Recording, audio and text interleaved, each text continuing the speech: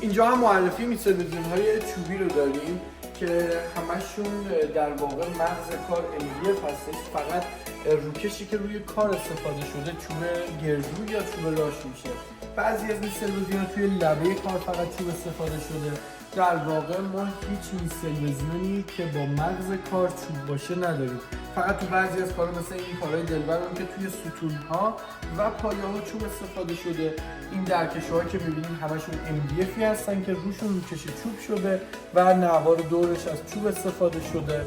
یا همچین کاری که می‌بینید کار دورنیکا توی کار لبه کار تمام چوبه، این پایه کلا چوبه، ولی دوباره در کشو به صورت MDF هستش که رو چوب گردو روش پرس شده، یعنی یک لایه نازکی از چوب روی کار MDF پرس شده.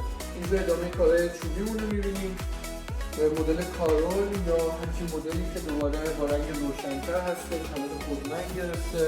داخل کشوها رو می‌بینیم، کشوها دوباره کلا MDF هستش، روشون روکش چوب گردو شده و روی صفحه کار هم به همین صورت تمام کارها پایه‌هاشون چوب راش یا چوب گردو هستن که تنوعشون میتونید توی سایت ببینید.